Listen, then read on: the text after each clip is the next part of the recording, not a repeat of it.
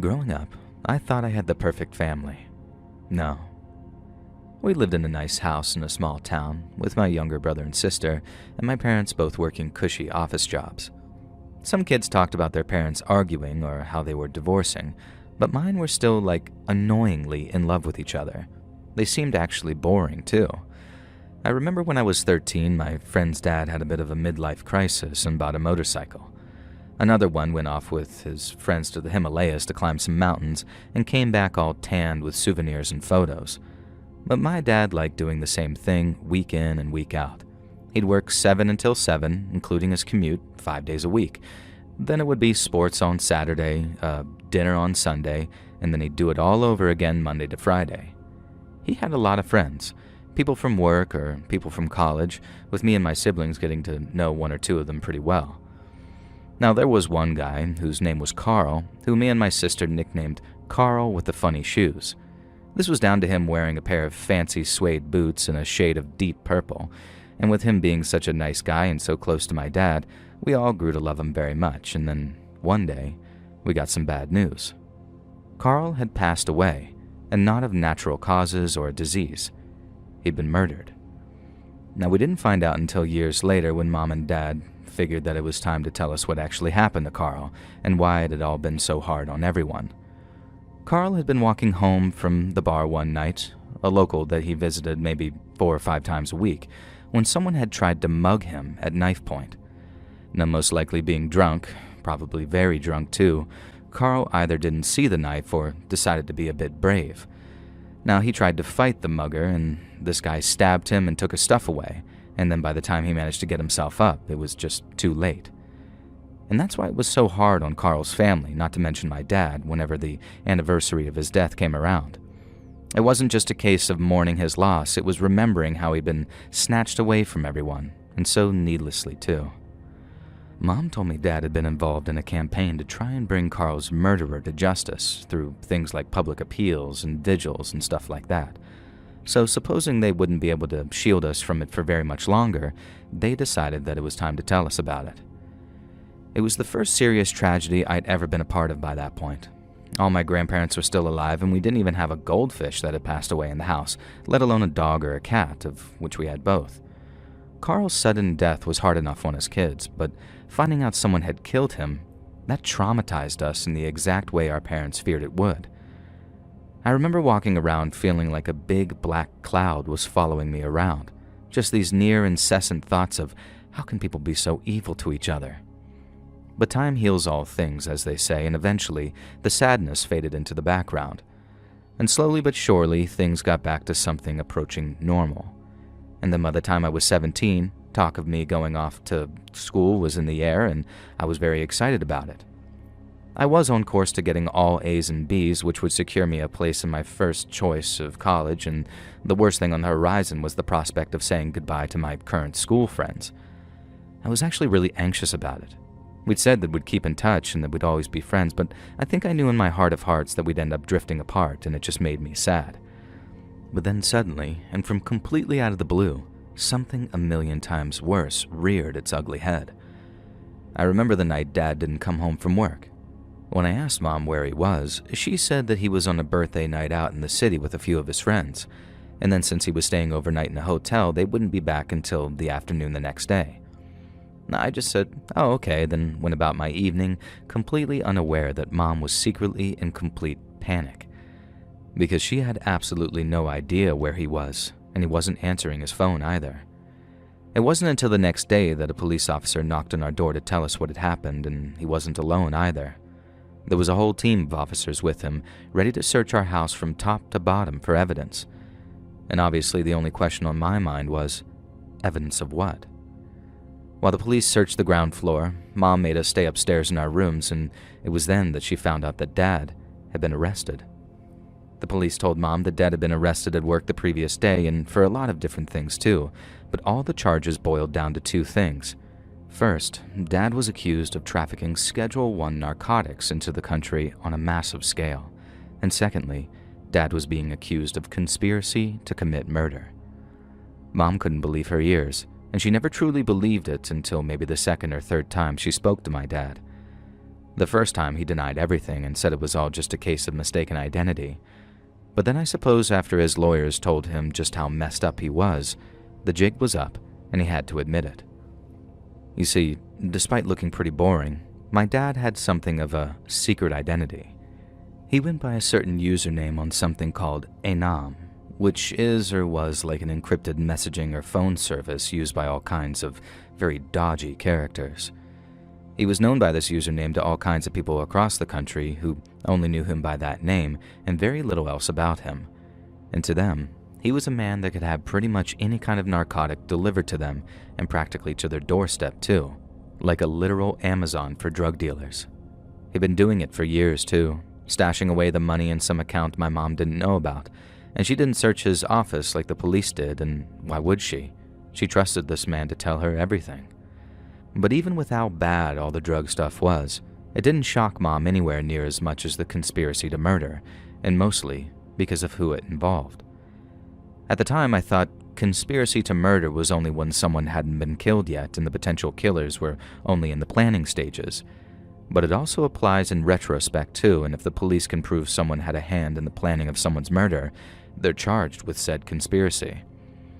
Well, after decrypting these messages, the police found that Dad did truly have a hand in someone's murder. That of his business partner, after a mutual associate suspected him of skimming hundreds of thousands of dollars over the course of their arrangements. And that business partner was Carl with the funny shoes. His death hadn't been a robbery gone wrong.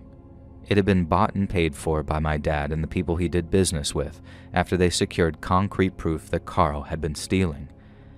I can't blame my dad for being angry, but having him killed, words can't explain how that felt for us. I'd watched my dad at Carl's funeral, hugging his family members and consoling his wife, and I know I was only young, but never once did I suspect him of feeling anything other than genuine grief. Mom thinks Dad was a psychopath, maybe a clinical kind, that learned how to mimic human emotion even though the only person he really cared about was himself.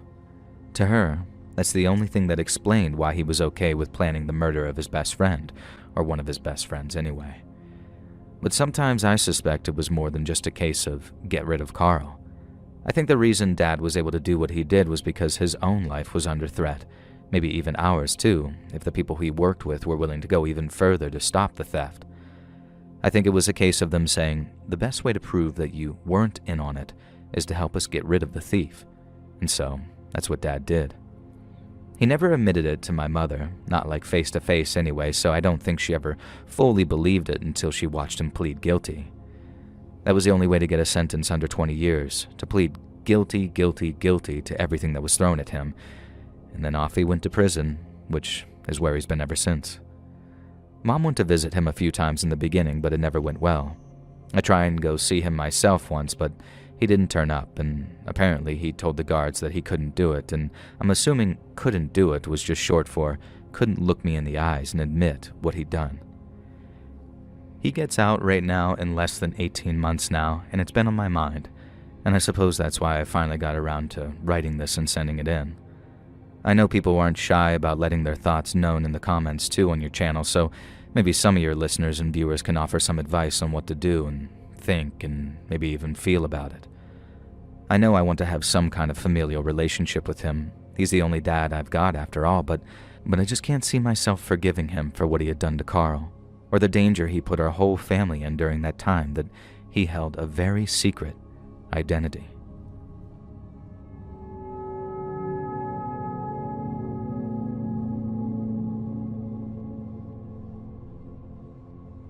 I grew up in Melbourne, Australia, and it's safe to say my childhood was quite a rough one. I don't want to give you the whole sob story, that's not what this is about, but I went from an unhappy kid to an unhappy teenager, and then I got addicted to heroin.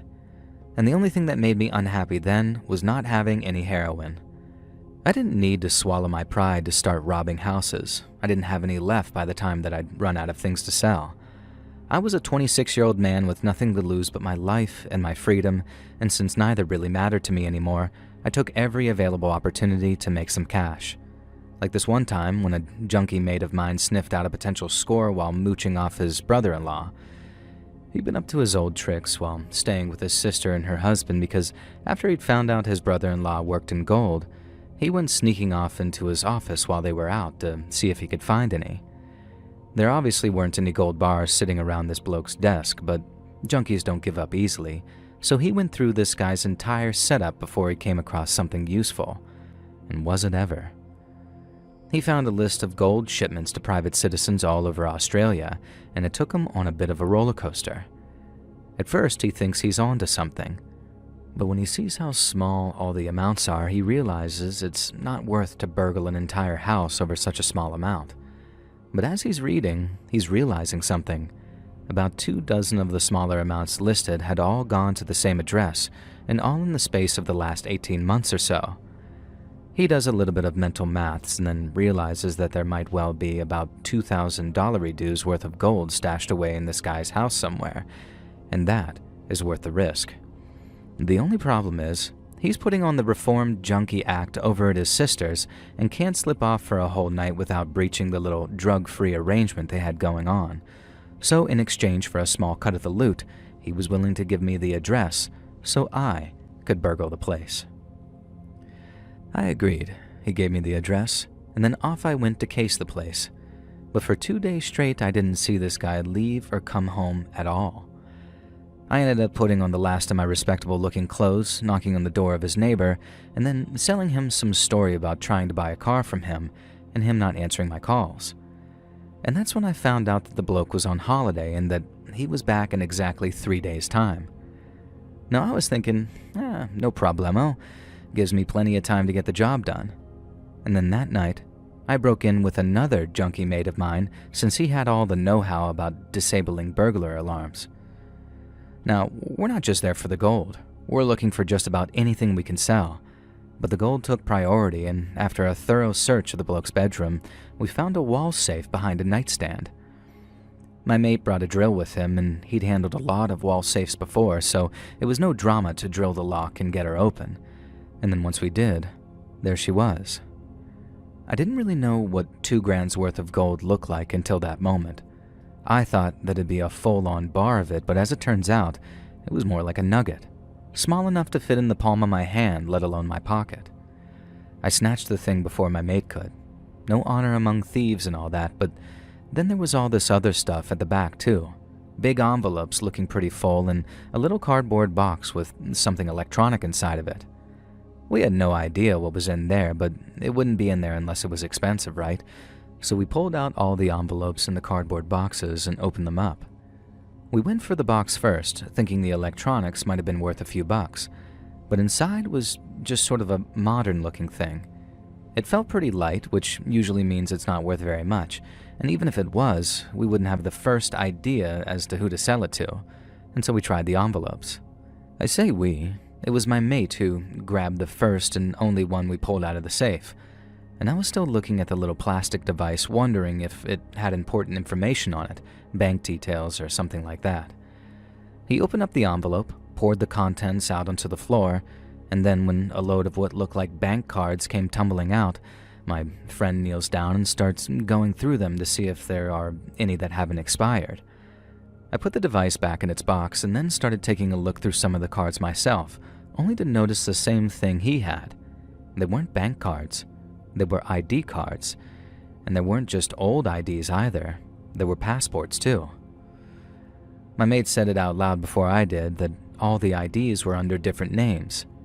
They had all the same picture, or at least pictures of the same older white guy, but the names were all different, even on the passports. Now, they weren't all from the same country either. They were mostly Aussie passports, but there was one from New Zealand, another from Argentina, and another from the United States, all with different names. I remember saying something about how the bloke must have been dodgy in some way, because no one has different IDs like that unless they're either a big fan of name changes or they're doing something they're not supposed to. And it wasn't long at all before we found out what that thing was. My friend was still going through all the passports and IDs as I opened up the second envelope. And then after taking a quick look inside using my light, I could see that there were photographs inside. I just couldn't make out exactly what they were until I pulled a couple out. And when I did, I dropped them like they were made of bloody asbestos. Now, I can't get into too much detail about these photos depicted, and not from lack of memory either. I can actually remember the only one I really looked at in incredible detail, even though I've since tried everything in my power to forget it. And that's because it showed a grown man and a small child doing something no adult and child should ever be doing together. I dropped the photos and swore like I just stubbed my toe on something, and then ended up sort of walking away with my hands on my head as I struggled to process what I'd just seen. My mate was confused for a second, asking what the matter was, and then he saw it too. I remember hearing a very muted but very horrified, "Jesus Christ." And then I turned back just in time to see him literally kick the photos away from him. I'd never seen him look that scared before. I really do mean scared too, not like disturbed or disgusted. He looked straight up frightened at what he'd seen, but I imagine he could probably say the same about me in that same situation. Because what we saw, it was awful. It was a bit chaotic after that for a minute or two, with my mate going into the guy's living room and putting a boot into the guy's TV. I had to tell him to cool it before one of the neighbors heard and called the cops. But then as we were wrapping up, stuffing our pockets with his watches and palm-sized electronics, a thought occurred to me. We'd left the envelopes, the photos, and the IDs scattered around the bedroom floor, so I walked from the guy's home office back into his bedroom and started shoving the pictures and some of the IDs back into an envelope. My friend followed me into the room a second later, and when he asked what the hell I was doing, he did not sound happy. I told him we had a chance to make some money. A lot of money. We just needed something physical to show a certain someone. When my mate just about flips his lid, saying that I must be out of my mind if I think he's going to let me sell that crap to someone, I told him to shut up and listen to me. Then, in a lot fewer words, I told him what I'm about to tell you. Around the time this all took place, there was a big-time Lebanese gangster in Melbourne, and he had a stake in quite a few enterprises, both criminal and legitimate. Now, this gangster had a nephew, one I'll just call Leb, who acted as one of his most trusted lieutenants, and this guy was a real enforcer type. Everyone was scared of him, and for bloody good reason, too. The fella was an absolute psychopath, and he loved hurting people. But what I also knew is that Leb would pay very good money to know where the house was, especially after I brought him proof of who this guy was. My mate wasn't having it, because while he'd also heard rumors that the Leb paid bounties to any convicts who killed people who hurt kids while in prison, he also knew that the Leb hated junkies. But the thing is, I knew something he didn't. You see, I spent some time in juvie when I was a kid, and so did the Leb. And to look at us, you wouldn't think that we were about the same age, but we were. And not only were we about the same age, we'd been sent to the same detention center and at roughly the same time periods too. Juvie was rough, and I don't just mean that there were fights, gang feuds, crappy food, and even crappier beds. The screws were bastards too, but one of them was even bigger of a bastard than most. Now, he never ended up getting his hands on me, thank God. Maybe I wasn't pretty enough. But if this predator screw wanted you, he got you, and there was next to nothing any of the boys could do about it. And unfortunately for the Leb, he was one of the lads that this screw took a liking to. I don't know how many times he got him, probably only once after he found out who his family were, but a lot of you might be asking, well, why didn't he just tell his dad what happened and have the screw hanging from a lamppost? Well, to those people I'd say that you're sort of fundamentally misunderstanding the implications of being targeted like that. Boys don't want to talk about it after, let alone talk to their own dads about it. Anyone who even suggested it had happened ended up getting bashed by the Leb, so by the time we were all grown-ups, it had mostly been forgotten about. But I hadn't forgotten, and if those jailhouse bounties were anything to go by, neither had he. So if he was willing to part with 10 grand for the scalp of some boneyard perv, boneyard meaning protective custody, then what would he be willing to pay for someone major on the outside? I mean, you, the reader, probably put it together faster than I did. The little modem thing was probably some kind of small portable server unit, something he could use to back up a website with hundreds of thousands of pictures and videos. The photographs, I think, were more personal, but all the identifications, they were what gave me that aha moment that this guy wasn't just some online pervert, but but he was traveling to different countries under assumed names and identities to distribute and maybe create his own images of abuse. This bloke wasn't just some monster. He was freaking Godzilla. So the only question on my mind was how much his scalp might earn me with the Leb. I knew he'd want it, but getting to him would be another thing entirely. And by that time, I had just over 50 hours to do it before the bloke came home, realized that he'd been rumbled, and did a runner. At which point, the information I had would be worthless. Admittedly, the first time I tried to approach him, it was a clumsy effort, and that's putting it kindly. I was out and about trying to score, so I'd have junk for the effort to come, when I just so happened to see him out and about getting lunch with his crew. Not wanting to miss the opportunity while it was right in front of me, I ended up running across a busy street shouting his name, and then before I even really got close, he told me to screw off before he aired me out, and did it so angrily that I knew I'd fluffed my chance. Not that a public place was even nearly the right place for a conversation like that, but the point is, I dropped the ball. The next thing I tried was approaching a cooler-headed member of his crew to see if he'd pass a message along for me. But then, the only way that I knew how to do that was through a nightclub that he ran security for. He didn't so much oversee the club's security as he did the sale of pills and baggies, but again, the problem was getting to him. After fairly recognizing I was a scumbag junkie, a member of the club's door staff stopped me from entering, but after pleading and persisting for longer than I'd care to admit, the guy relented and said that he'd call his boss.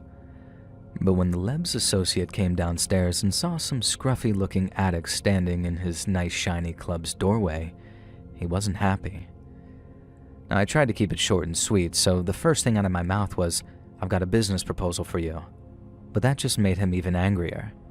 He practically dragged me down the street, away from the lights of the club and into the dark, saying I had to be dumb as a bag of ball sacks to bring business to his front door. I mean, fair enough. I probably should have turned up earlier and banged on the back door, but since I was busy scoring, I couldn't show up until I did. But anyway, the Leb's associate isn't best pleased with me to start off, but at least now I can talk to him because he's marched me down the street a bit. But then here's where I really messed up, because zipped up in my jacket was the envelope full of IDs and photos. I thought he might want to at least see the envelope, just so that he'd know that I was for real and it wasn't just some scam I was trying to pull. But as you can imagine, the fact that I brought that stuff to his club had him simmering with the kind of anger I can only describe as volcanic. I could see him struggling to keep himself from kicking the crap out of me in the street. Doing so would bring heat down on him, which would bring heat down on the Leb too, and that's the only thing that stopped him. He said if he ever saw me again, I was a dead man, and then he walked back to the club and walked inside. 2 swings, 2 misses. As you can imagine, I was shattered. I only had about 30 hours left by then, and I was quickly running out of options, so the fact that I'd mishandled 2 of them, let's just say that I wasn't taking it very well. I needed a fix, and I needed it badly, but I also knew that spending time nodding out under a bridge probably wasn't the best use of it. It also wasn't a good idea just walking around with a bunch of child abuse imagery zipped up in my jacket, because if I was caught, I'd probably get more time for that than the heroin.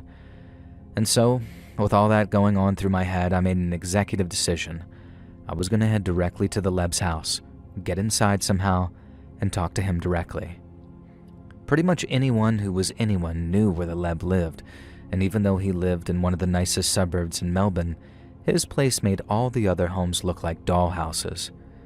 It was in this big compound with high walls and a solid electronic gate at the front, not a barred one.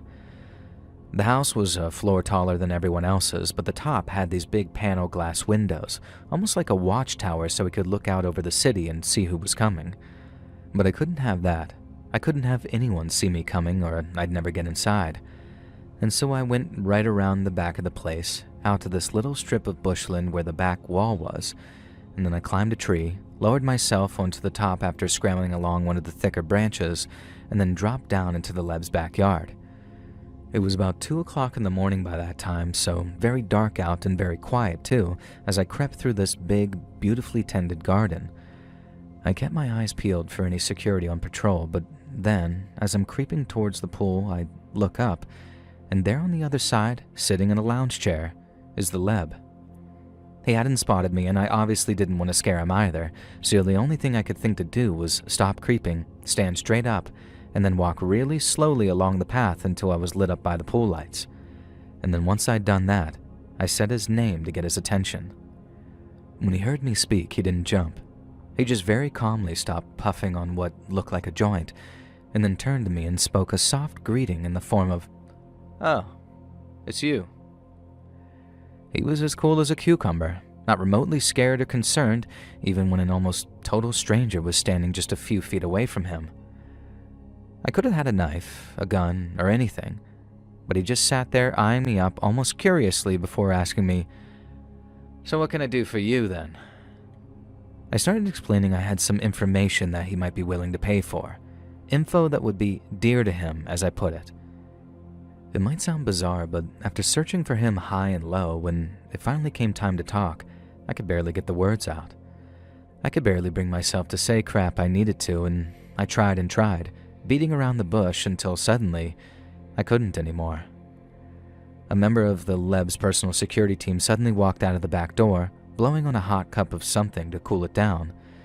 It was actually quite comical looking back on it because when he appeared, the Leb suddenly cut me off with a sort of, "Excuse me, mate," and then turned to the bloke with a hot cup of coffee and said, "Bloody hell, Lenny, what the F am I paying you for, mate?"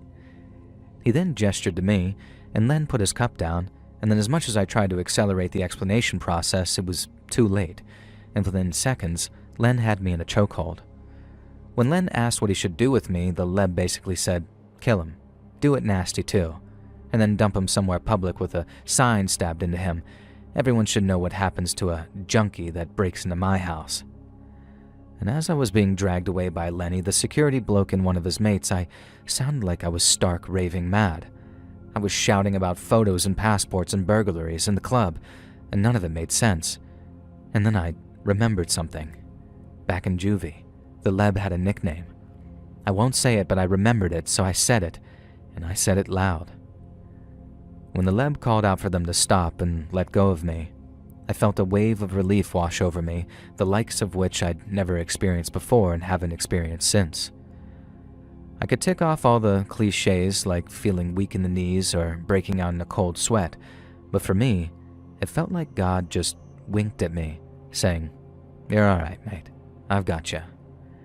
I turned around, absolutely shaking, then was finally able to take the envelope out of my jacket, tell him why I was really there in just half a dozen words.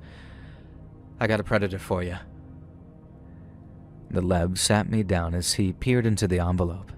He didn't take any of the photos out, but he saw them, and all I remember thinking was, he's not scared at all. But then again, it wasn't the first time he's seen it, if you know what I'm saying. He was way more interested in the IDs, and like me, they're definitely what convinced him that this guy was like a major figure and not just some small-timer. Also, none of the addresses on the IDs were the one we burgled. There had been some with that address, but I'd removed them so as not to give it away. The Leb asked about it too and said that he could just try all those addresses until he found them, but I promised him that wasn't the case. And while I wasn't after a heap of cash in exchange for my services, a generous enough amount would most definitely loosen my lips.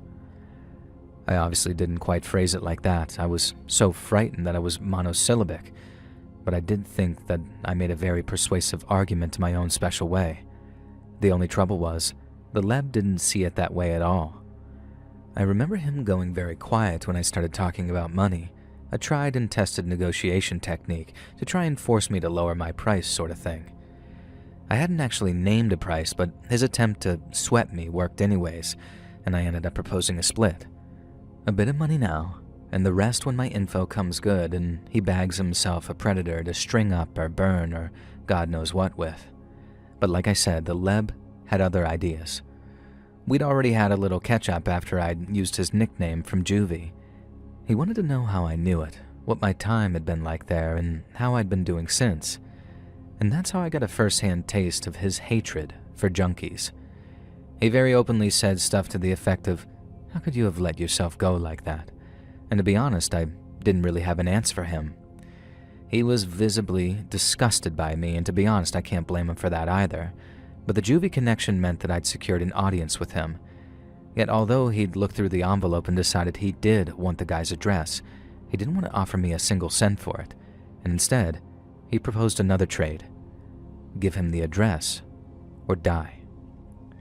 It was a very simple decision if I'm being honest. Now, I'd like to say that I tried to bargain with him, or that I gave him any kind of pushback at all, but I was in no position to bargain, not after sneaking into his yard looking like I did. And so I did. I told him, and I didn't lie either. There was really no point. If the Leb wanted me found after sending him to the wrong address, he'd have me hunted down and skinned. And so I told him the truth and then left with nothing.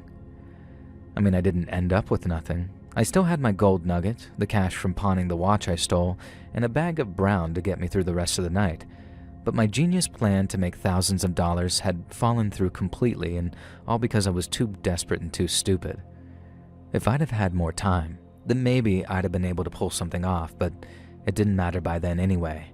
And as I'm sure you'll agree, I was lucky to still have my life. Life went on as normal after that for a while, at least as normal as it gets for a semi-functioning heroin addict whose life is slowly falling apart. And then one day, I'm out on the hustle when a big black car pulled up next to me, and after the window rolled down, the driver told me to get in because the Leb wanted to speak to me. I didn't say a word in argument, I just did as I was told, partly because I think I kinda knew what was coming, or at least I was hoping for it, but mostly because I didn't have a choice. I was driven somewhere subtle. I won't say where, but there was the Leb, and he looked strangely happy to see me. This was obviously on account of what I'd done for him, and by his own admission, he was only that frosty with me back at his house because there was a chance that I could be lying to him. Junkies are scammers. It just comes naturally to us.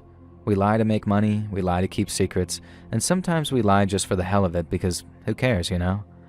But in my case, every word I told him was true, and when he sent his boys over to the address I'd given him, they saw it all for themselves.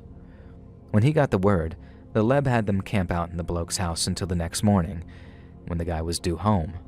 And then after he walked inside, totally oblivious to what had been going on back in Oz, they nabbed him. The Leb told me he lasted for days before his heart finally gave out. I wasn't kidding when I said the Leb was a psycho, and the whole time he's telling about it, he's laughing and doing little impressions of the guy as he's being tortured. Now, I'm not a squeamish person either. I mean, you don't get many squeamish junkies at all, really, but even I was thinking, bloody hell, mate, as he's telling the story. Yet regardless, he was very happy that I'd gone to him with the address. Very happy. But not just because he'd had the chance to get a little bit of payback, but because he got his hands on that bloke's computer. He paid some computer guy to go through it just in case there was anything on there that he could use.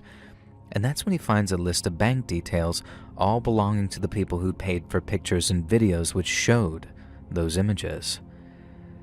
It wasn't even so that he could nab all the ones living in Australia either. He had someone send blackmail emails to anyone who lived abroad, and they netted about $100,000 in the last week alone. It reminded me of a line from the Bible that I actually once heard, and I looked it up so I could get it spot on. It says, "Whoever has will be given more, and he will have in abundance. Whoever does not have, even what he has will be taken away from him." It was my score. I took all the risk, but all I got was a gold nugget, while the Leb got to kick off an entirely new enterprise that was clearly making him megabucks. But then I didn't end up with just a gold nugget. And while that would have still been a great thing to walk away with on its own, the Leb saw it fit to reimburse me for bringing him the address, instead of just washing my hands of the whole thing. I won't say exactly how much I was given, but let's just say it was enough to keep me afloat for quite some time. I'd like to say that I spent it wisely and used it to get off of drugs and back onto my feet, but I didn't. I got clean in the end, but that was many years later. And while there's some stories from my time on the streets that I'll never breathe a word of for as long as I live, there's others I'm not quite as ashamed of. And having a hand in that scumbag monster's death is one of them.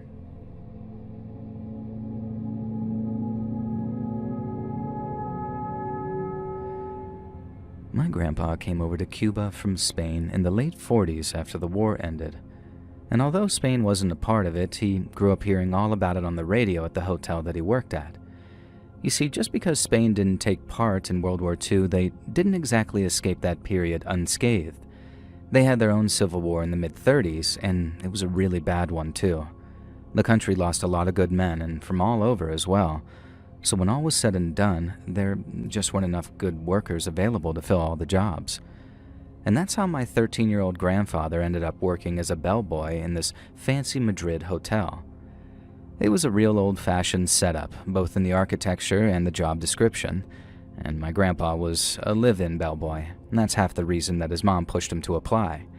She loved him plenty, at least that's what he told me, but she was also a war widow who could barely afford to feed any of my great aunts and uncles, who were in some cases considerably younger than my grandpa. And so off he went, from this little village just outside Madrid to one of the city's fanciest hotels, and from what he told me, it was like going from living in a hut to living in a palace. Now, even though he lived in the staff quarters where conditions weren't nearly as nice as the guest rooms, he got to do stuff like sleep on a feather bed with pillows, take hot showers every day, and eat at least 2 sit-down meals, one in the morning and one at night. It was a quality of life his mother never could have provided him. And so while he missed his mom and siblings very much, Grandpa said such luxury was easy to adjust to. His quality of living might have improved dramatically, but his bosses worked him hard for the privilege, and as a bellboy, he had to do a little bit of everything. Grandpa said that he didn't mind working hard. He was used to that. He said the only really downside were rude guests who treated him and the hotel's other staff like something they found stuck to the bottom of their shoes. They had all kinds of fancy people from all over the world staying there, diplomats from the Americas, royalty from Europe, as well as many, many members of the Spanish aristocracy. But no matter where they were from, or who they prayed to, or how they made their money, my grandpa said that they could always be divided into one of 2 categories: the kind and the a-holes. And the man from Lisbon most definitely fell under the kind category. Grandpa said that one morning in the summer of 1940, a very smartly dressed Portuguese man checked into the hotel. Grandpa could tell that he was Portuguese from the way he spoke Spanish, like his accent, I mean, and from the way he dressed, and he seemed either very wealthy, very important, or both. He introduced himself as Mr. Felix, said that he'd been staying in Madrid until some business was concluded, and then my grandpa was given the job of taking his bags up to his room. Some guests would simply watch as Grandpa struggled with the heavier bags, but Mr. Felix insisted on taking up the heaviest one personally. He was strong and gentle and smelled of expensive cologne, and then once his services were no longer required, he slipped my grandpa a few pesos to say thank you. That was only the 2nd or 3rd time Grandpa had ever received a tip from anyone, but he assured me that Mr. Felix's generosity wasn't the only thing that made him so popular. He was gracious with all the staff, and he was generous with compliments, and he had a way of making you feel at ease, even though he looked like he might be the prince of such and such place. Mr. Felix was staying indefinitely, much to everyone's delight, since he didn't quite know when his business in Madrid would be completed. So he was still a guest of the hotel when a delegation of German scientists arrived from a Berlin university. They were there to meet with a group of Spanish scientists, with discussions taking place in the hotel's conference room, and although my grandpa had absolutely no clue what they were talking about, it seemed like they were some very smart people.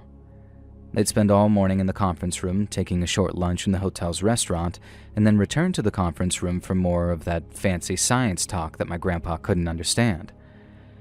But then in the evening times, even if they all went out to dinner someplace in the city, they'd always return to the hotel bar for brandy and cigars.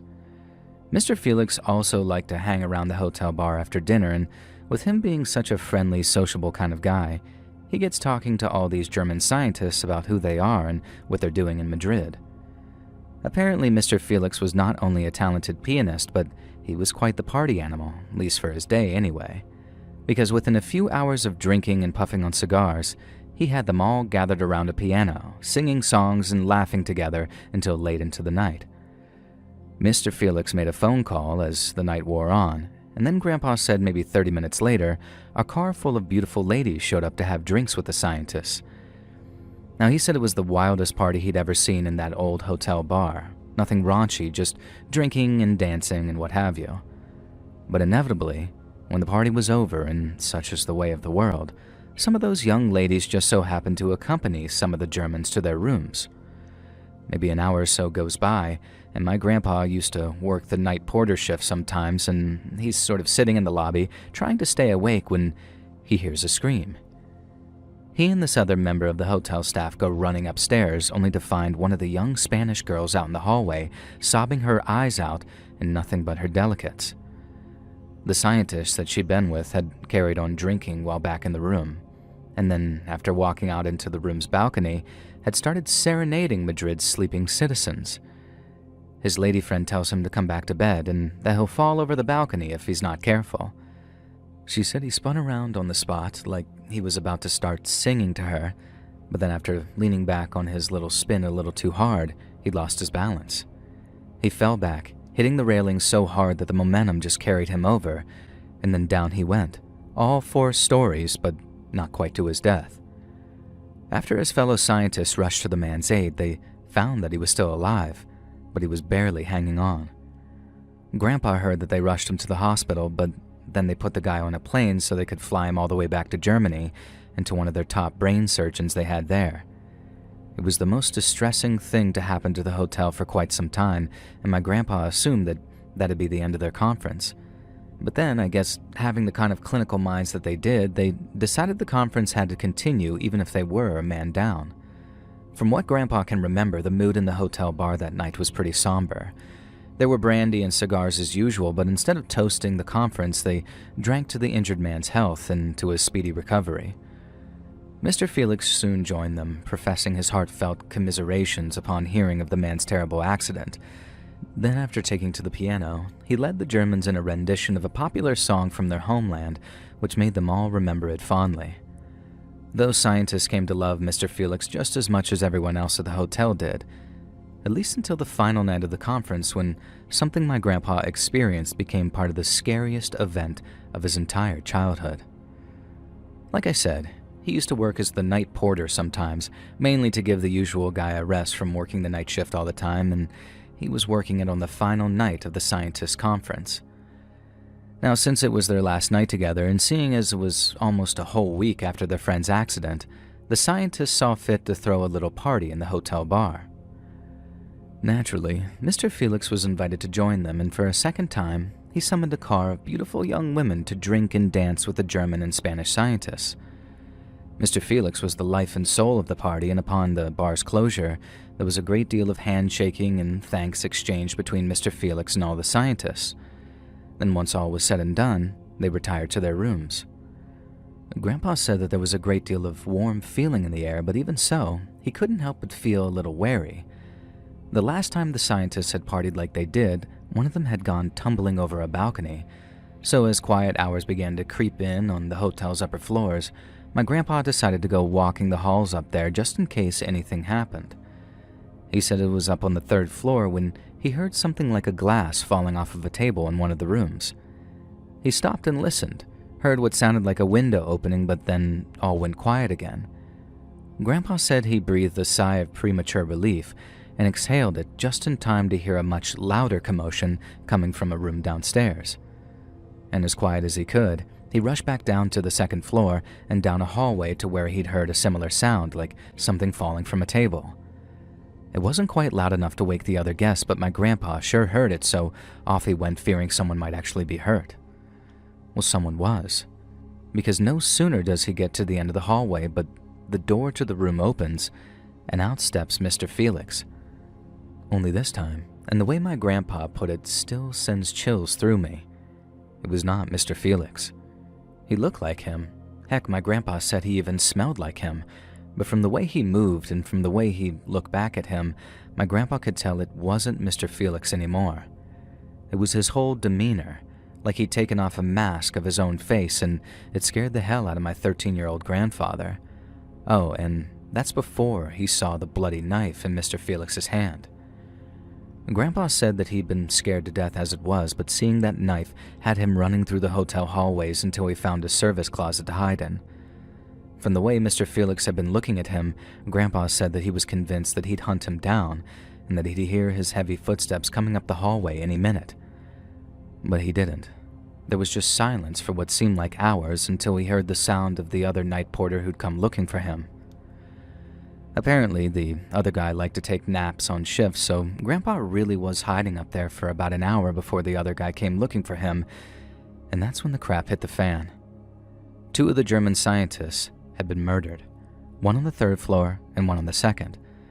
The police were called and they cordoned off the affected rooms while staff kept the guests calm, but there was no hiding what happened for long, especially not after the room belonging to Mr. Felix was found empty. The police searched high and low for him, but he was nowhere to be found. They put up checkpoints on roads surrounding Madrid as well, in the hopes of cutting off his escape, but no one fitting his description was ever stopped. Police at the border between Spain and Portugal were alerted too, and they must have kept a particularly close eye out for anyone named Felix, but they never did find that man from Lisbon. It was like he'd vanished into thin air. Officially, Mr. Felix was some kind of thrill killer who'd murdered the 2 German scientists for nothing but the thrill of it, after having befriended them over the course of the previous week or so. Police thought that he might well have had a hand in the accident which took place earlier in the week, perhaps via the girl who'd been staying in the injured man's room. But obviously the focus was on the 2 German scientists who had had their throats cut while they slept. It wasn't just 2 random guys. The 2 murdered men had been the head of the delegation, along with his personal assistant, while the guy who'd fallen from his balcony was said to be the delegation's most brilliant scientist. Grandpa said that in the aftermath, he heard people talking about how angry the Germans were, and that someone high up in the Spanish government had been summoned to the German embassy to explain the situation. But by then, they had the story straight. Mr. Felix was some psycho con man who'd wormed his way into the scientists' trust before he killed and robbed them. Totally random, totally unexpected, nothing they could have done about it. But that wasn't true at all.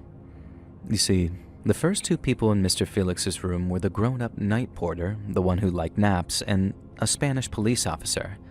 The cops knew it was that delegation of German scientists that had been affected, so they were all well aware that, depending on what they found, the murders could turn into a diplomatic crapstorm of epic proportions. And so naturally, they were very interested to know exactly who Mr. Felix was. He'd left all his Portuguese identifying papers with him, his passport, his travel papers, even an insurance policy filed under that same name. But Mr. Felix was not the name of the man who had been staying in that room. No one would ever know what his real name was, but the man left a clue on the desk of the room he was staying in, one that gave a pointer to his true nationality. And the moment that Spanish police officer realized what it was, he snatched it from the desk and told the night porter not to breathe a word of what they'd found. Well, he did breathe a word of it, though not for a long time after, for fear of what the police might do. And then when he finally told everyone, there was no denying it. The man calling himself Mr. Felix had left a king's shilling on the hotel room's desk, one minted in London, England. The man who'd acted so naturally and so convincingly as a Portuguese gentleman, the one who'd so brutally murdered those German scientists, had been a British spy all along. Hey friends, thanks for listening. Click that notification bell to be alerted of all future narrations. I release new videos every Monday and Thursday at 9 p.m. Eastern Time, and there are super fun live streams every Sunday and Wednesday night. If you got a story, be sure to submit them over at my email, letsreadsubmissions@gmail.com, and you might even hear your story featured on the next video. And if you want to support me even more, grab early access to all future narrations and bonus content over on Patreon, or click that big join button to hear about the extra perks for members of the channel. There's a new bonus content video out right now. And check out the Let's Read podcast where you can hear all of these stories and big compilations located anywhere you listen to podcasts. I also have a true crime channel called Saturn Soul. All the links are down in the description below. Thanks so much, friends, and I'll see you again soon.